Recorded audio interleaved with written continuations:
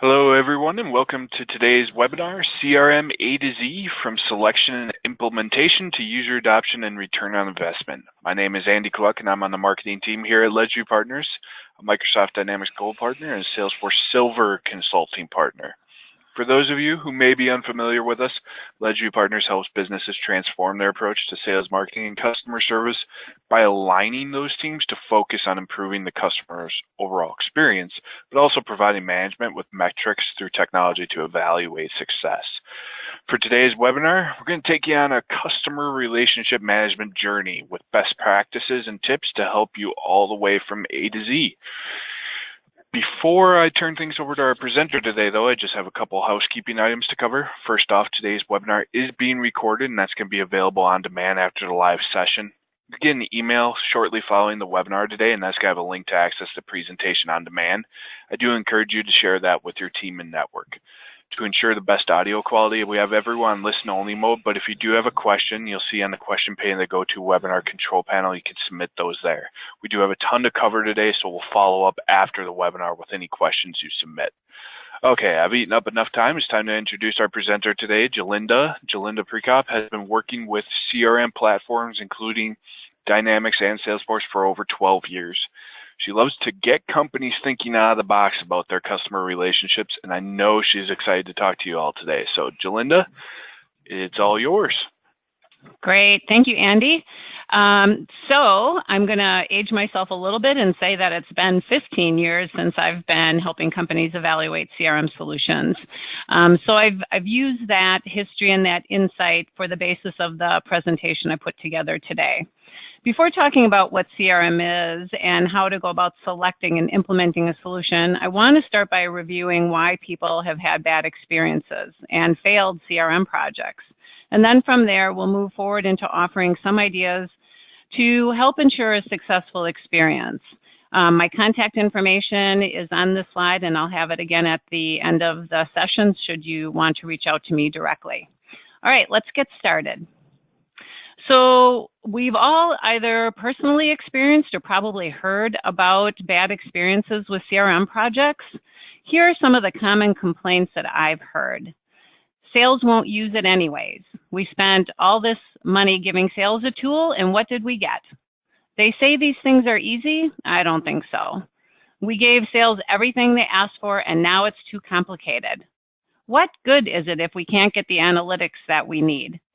Everyone expects something different out of CRM. We can't do everything. And sales management, they just don't enforce the usage. Any of those sound familiar?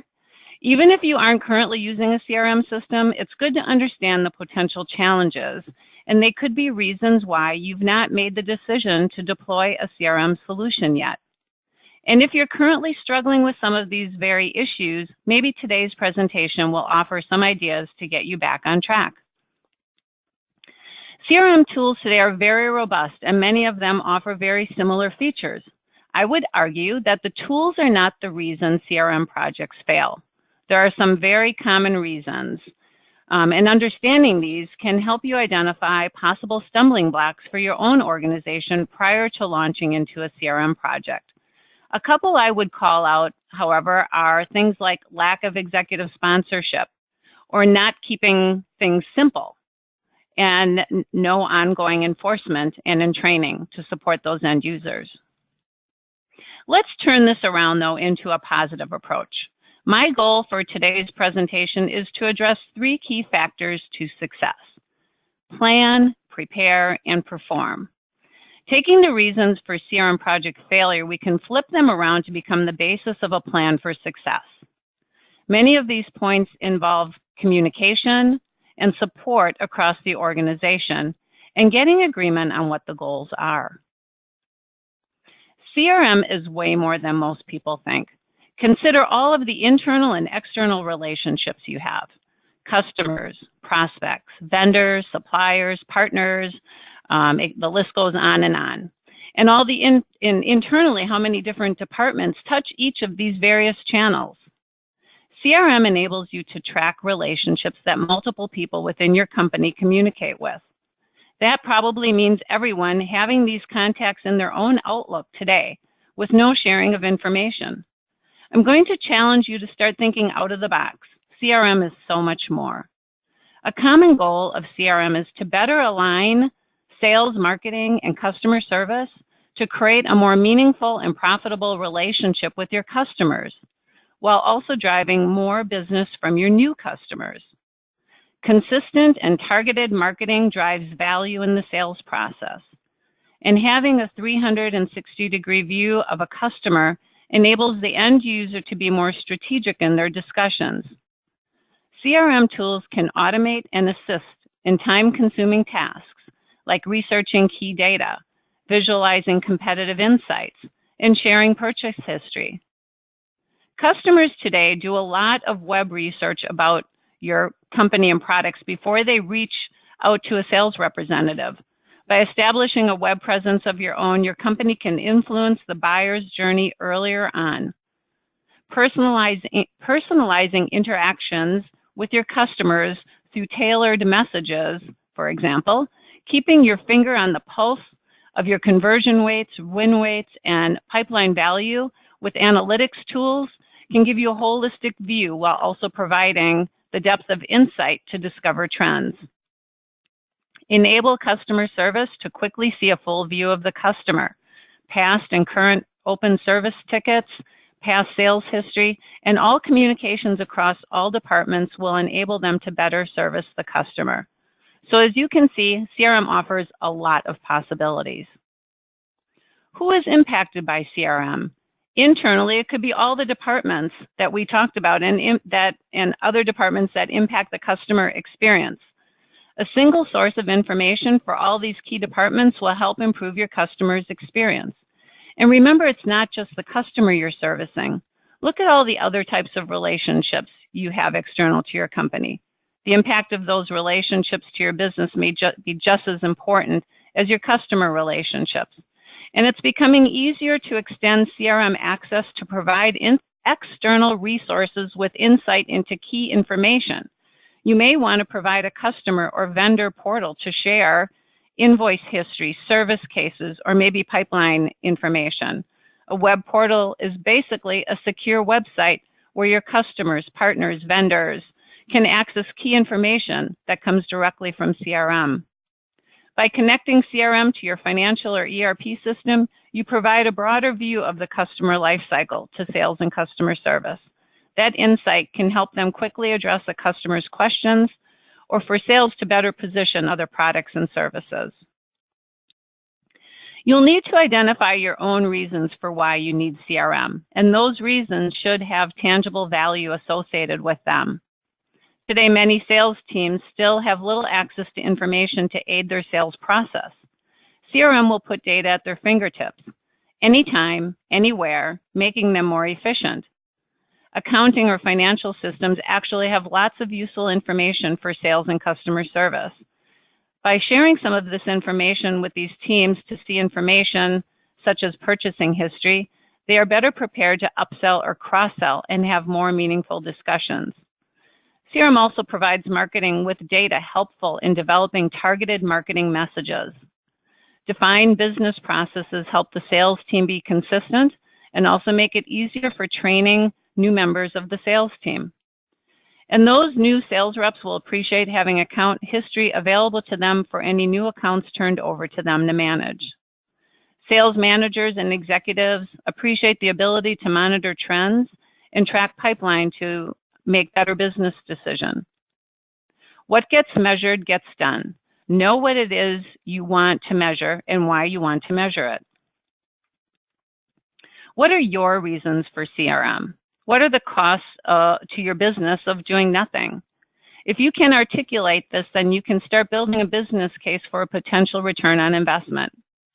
Ask yourself, what is the tangible benefit to our business if more leads come into the pipeline? If a sales rep was able to handle a larger pipeline or your sales process became shorter? Do you have customer retention issues that could improve by providing customer service with more insight and faster response times? These are just a few examples of things to measure. Having clearly defined reasons is very important. They become the basis of being able to develop a clear revenue, benefit or cost savings model associated with those benefits. They become also the metrics that you're going to use longer term to measure the success of your CRM project. Let's transition to the next step, the selection process. What are some of the common mistakes to avoid? If you've already had a failed CRM experience, you may want to examine this list to see if any of these were the reason. You need to get to the real pain. Who are you doing this for? Management or the end user? The end user needs to feel as though this is about making their day easier. The technology choices are very good today, so don't focus all of your decision on just that. It becomes more important in the process as you continue into the process, and your users may just like one product more than another. They may feel one will be easier to use. That could be an important consideration regarding user adoption. Doing too much too soon can be overwhelming for your users. Don't make the initial project too big. You may see a lot of things you like in CRM, but consider doing multiple smaller phases and measuring progress before moving forward with more. What do you expect? What are the goals, and can they be measured? We'll talk more about that as I move forward today. During this product selection process, you want to define the real pain. This is your current internal state of analysis. Where are you at this point, and where can improvements be made? The pain may be very different from group to group, department to department, or division to division. Inside sales might have completely different needs from outside sales.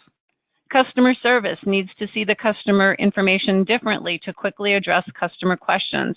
And marketing needs very specific data available in CRM to be able to target their messaging. It's important to talk with all areas that touch the customer. Then consider future growth. What else might be happening in the future that could impact your needs and requirements of a CRM solution? You want the end user experience to be easy. But what does that mean for each of the various areas? Is an integration with other systems important? Accounting systems, quoting systems, your website for lead sharing, for example. Today, companies are pulling data into CRM to enable this concept of a 360-degree view of the customer at the person's fingertips. But is that really necessary at the beginning? And we'll talk about that a little bit more as we move on as well. Here are some other considerations. You should identify some of your potential metrics. That helps define the information you'll need in CRM, and also may help determine what type of analytics and reporting capabilities you'll need in the CRM system. During the analysis and design phase, you'll also start gathering key requirements that teams will need in the CRM system. All CRM systems do the basic account and contact management, but what else do you need? Do you have a complex sales process that CRM could help automate and track? Does customer service want to use CRM for tracking customer tickets? Does marketing want to have automation directly within CRM to make emailing, nurture campaigns, and event management easier? Once you have this list of features, you can start looking closer at how the products will function related to your specific needs. Understand that a CRM project requires a lot of resources on your end. Your team will need to devote their time while still doing their own job, and balancing that can be challenging and stressful. It will require a financial investment for the software as well as the partner services. Because it's difficult for you to know a CRM product inside and out, having assistance from an experienced partner is important. Without a clear understanding of the product, your configuration and training will not provide the optimal experience for the end user. And most importantly, you have to ask, are we ready for this?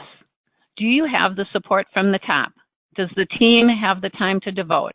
And are you ready to embrace the changes that could be coming? CRM systems offer so much today. Start small and grow into them. You should have a good idea of key features you need in CRM to address your largest challenges. You may find there are even more benefits to be gained once you learn more about what a CRM system has to offer. It's important for helping you define your long-term roadmap for CRM within the company. The goal is to define what will be the scope of your phase one project. Future phases can continue addressing other areas of the business that will get you to your end goal. That's why it's important to understand what else these systems have to offer. All right, different approaches. What race are you in? CRM can do just about anything. That's what makes it so cool. After you've selected a CRM tool and a partner, the race has really just begun. Now it starts getting a little bit more challenging because it requires collaboration and commitment internally across many people, teams, and departments potentially. This is the time where everyone comes together and works on the design of what CRM will look like. Once there is consensus on the design, you can move forward into the configuration, development, and deployment stages. As we get ready to finish the last half of the race, you may feel the most discomfort. This is where the change starts occurring. Go lives can be challenging and require a lot of time and patience. It's important to remember that with CRM, the race really never ends. It becomes a part of your culture and just keeps evolving with your business. I've mentioned a few times already about starting small and looking at multiple phases. It's important to lay out your roadmap and have that communicated across the organization.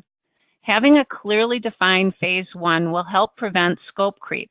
Having a strong project manager on your end to hold everyone in line to the original project scope is very important. You also want solid success in phase 1 by getting it done in the allotted time frame and budget. New out-of-scope items identified in each phase can be worked into a revised roadmap going forward.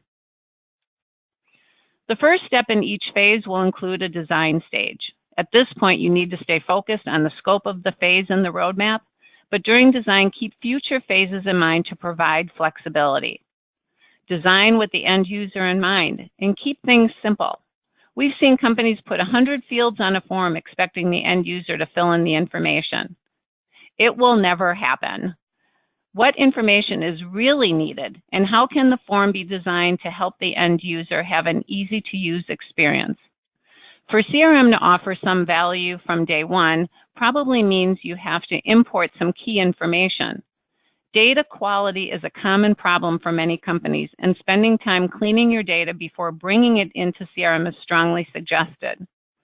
You'll also need an ongoing data quality strategy that should start being defined at this point. Many companies start a CRM search thinking they need to have so much information from their ERP and financial system in CRM. In the end, most companies keep this to only the basics in phase 1 until they see how the end user is adapting to the product.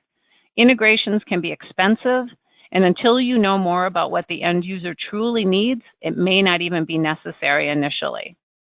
There are also other alternative options today for showing external information in CRM without physically having the data in CRM. Planning for go live. The goal is to try and eliminate every excuse the users will have for not using CRM. Remind them why you're doing this and let them know what's in it for them. Get the key end users engaged during the design and testing to get feedback and concerns. You want to get their input. Let the end users know their day-to-day experience was top of mind during the design. Give regular updates and overviews to the team and have those messages come from the owner or executive sponsor of the CRM project. That way everyone starts getting familiar with the fact they have executive sponsorship on this, and they know who to go to after go live for questions. This is your time to test, and retest to make sure you're getting the expected results with your new business processes. As you're ready to go live, you'll want to conduct your final end user training. Explain how CRM fits into the overall direction and strategy of the organization. Explain again what's in it for them. They should know this already. And be sure to focus on the new business processes and why they are being implemented. Establish real-world scenarios for them to walk through. These may be the use cases that were used during testing that could now be reused for training purposes. The process in training should be to explain the process, demonstrate the process, and then let them do it themselves. So that concept of I'm going to see it, hear it, and then do it. Make sure everyone knows what's expected of them and reinforce and encourage the users. Some people will pick this up very quickly. Others will be extremely slow and require lots of hand-holding and reinforcement. You need to hold everyone accountable, however, and ask each person to have some competencies they can share with others. Even if all employees are not using CRM, make sure everyone is aware of this project. In some way, it most likely will impact everyone either directly or indirectly within the organization. Post-go live, you want a solid plan to help people. They need to know who to call with questions. In the beginning, this can be very time-consuming for your CRM administrator, but it's a critical time to ensure end-user adoption and acceptance. Ongoing coaching and training will be very important, especially in the first few months. Think about ways to review each person's success and how to hold them accountable. This is where management can really be helpful. Sales meetings should use the data in CRM for review. If it's not in CRM, it doesn't exist. That should be the message across all end user groups. Early on, you can already start measuring results and begin communicating some value points to the team to help build support for the direction the team is moving. This is the time to focus on ongoing education for your end users. There are many creative ways to go about this.